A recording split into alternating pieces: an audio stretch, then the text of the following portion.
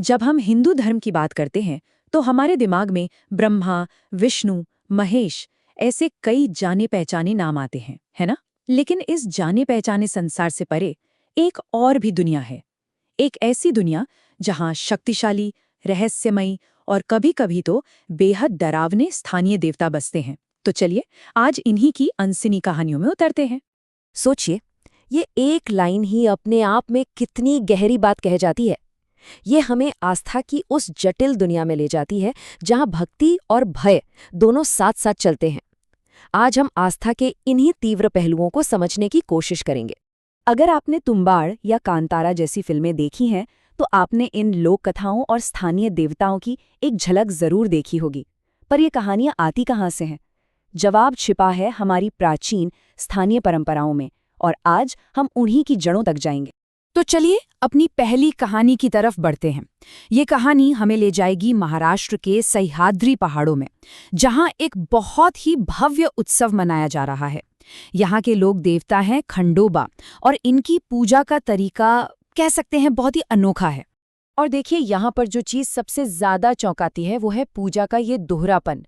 एक तरफ मंदिर में भक्ति के साथ हल्दी, नारियल और बिलपत्र चढ़ाए जा रहे हैं, तो वहीं दूसरी तरफ कुछ भक्त खुद को कोड़े मारकर पीड़ा दे रहे हैं और पशु बलि भी चढ़ा रहे हैं।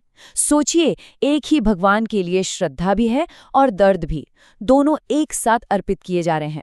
तो भाई, ये सब शुरू कैसे हुआ? कहानी है दो राक्षस भाइयों की, मल और मणि।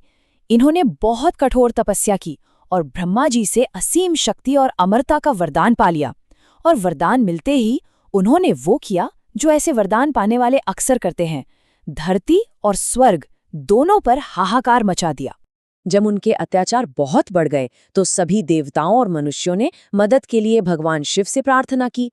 तब शिव ने मार्तंड भैरव का एक भयानक रूप धारण किया। कल्पना कीजिए, उनका पूरा शरीर हल्दी से लिपा हुआ, चेहरे पर सूरज जैसा तेज। और फिर शुरू हुआ एक भीषण युद्ध जो पूरे 6 दिनों तक चला। आखिरकार उन्होंने दोनों राक्षसों को हरा दिया। लेकिन यहाँ कहानी में एक दिलचस्प मोड़ आता है। हारने के बाद मणि को अपने पापों पर पछतावा हुआ। उसने भगवान शिव को अपना सफेद घोड़ा अर्पित किया और बदले में उसे भगवान के पास ही रहने का स्थान मिल गया। लेकिन दूसरी तरफ मल, वो अड़ा रहा। उसने मांगा दुनिया का विनाश और इंसानों का मांस खाने की इच्छा जताई। ये सुनकर भगवान शिव ने क्रोध में उसका सिर काट दिया। इन राक्षसों का अंत करने के बाद भगवान शिव उसी जगह पर एक स्वयंभू लिंगम के रूप में स्थापित हो गए और आज उन्हें खंडोबा के नाम से पूजा जाता है। एक योद्धा जो हाथ में तलवार लिए बुराई का अंत करता है। पर कहानी यहाँ और दिलचस्प हो जाती है। खंडोबा को सिर्फ शिव, कार्तिकेय या सूर्य का अवतार ही नहीं माना जाता। कुछ समुदाय तो उन्हें मल्लू खान नाम के एक मुस्लिम घुड़सवार के रूप में भी पूजते हैं। और यही तो खूबसूरती है इन लोक परंपराओं की, ये धर्म की सरहदों को भी पार कर जाती हैं। तो ये तो थी एक देवता के बनने की कहानी। लेकिन क्या कोई इंसान, वो भी इतिहास का एक जाना माना पात्र, देवी बन सकता है? क्या महाभारत की द्रौपदी एक देवी के रूप में पूजी जा सकती है?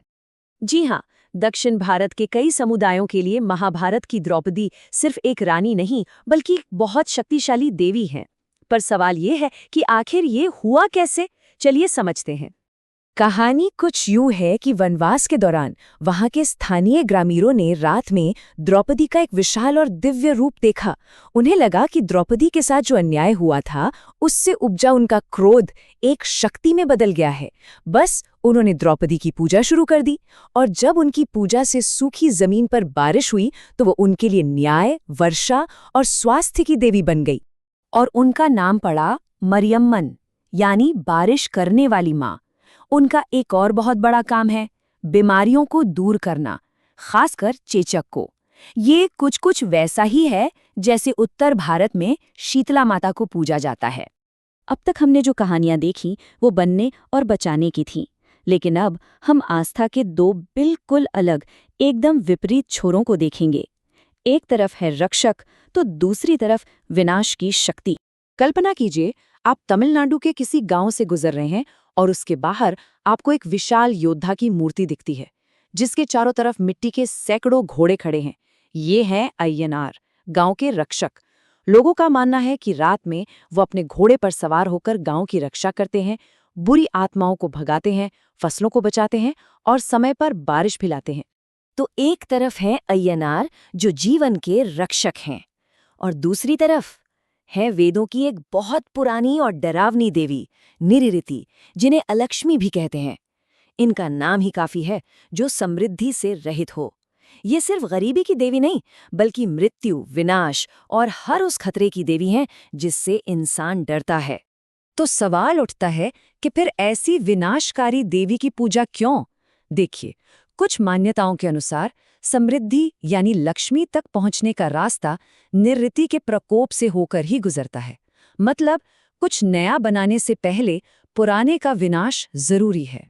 तो खंडोबा, मरियम्मन, अय्यनार और निरृति, इन सभी कहानियों को सुनकर एक बात तो साफ हो जाती है, आस्था का कोई एक चेहरा, कोई एक रूप नहीं होता। इसके कई कई अलग अलग चेहरे हैं। ये सभी देवता हमें दिखाते हैं कि कैसे हर समाज, हर समुदाय अपनी ज़रूरतों, अपने डर और अपनी उम्मीदों के हिसाब से अपने देवताओं को गढ़ता है। राक्षसों को हराने से लेकर अच्छी फसल की कामना तक, हर ज़रूरत के लिए एक अलग आस्था, एक अलग रूप। और ये सारी बातें हमें एक बहुत ही दिलचस्प सवाल पर लाकर छोड़ देती हैं।